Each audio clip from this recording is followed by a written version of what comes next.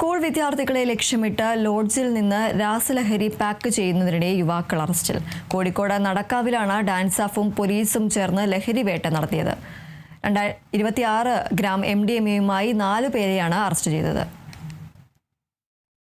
തുടർച്ചയായി രണ്ടാം ദിവസമാണ് കോഴിക്കോട് നഗരത്തിൽ ഡാൻസാഫും പോലീസും ചേർന്ന് ലഹരിവേട്ട നടത്തുന്നത്.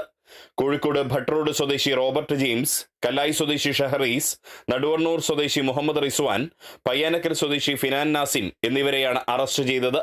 പ്രതികളിൽ റോബർട്ട് ജെയിംസ് ലഹരിക്കടത്തുൾപ്പെടെ 5ഓളം കേസുകളിൽ 6 വർഷം ജയിൽവാസം അനുഭവിച്ചിട്ടുണ്ട്.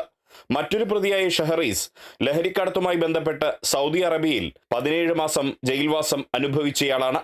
പ്രതികളിൽ ഒരാളായ മുഹമ്മദ് റിസ്വാൻ പേരാമ്പ്ര പോലീസ് MDMA പിടികൂടിയതിനെ തുടർന്ന് 6 മാസം ജയിലിൽ കഴിഞ്ഞിട്ടുണ്ട്. ഫിനാൻ നാസിമിനെതിരെ മയക്കുമരുന്ന് ഉപയോഗിച്ചതിന് കോഴിക്കോട് ടൗൺ പോലീസ് സ്റ്റേഷനിൽ കേസ് നിലവിലുണ്ട്. സ്ഥിരമായി സ്കൂൾ വിദ്യാർത്ഥികൾക്ക് ലഹരി എത്തിക്കുന്ന ഈ സംഘം ഇന്നലെ രാത്രി നടക്കാവിലെ ലോഡ്ജിൽ മുറിയെടുത്ത് ലഹരി വസ്തു പാക്ക് ചെയ്യുന്നതിനിടെയാണ് പിടിയിലായത്.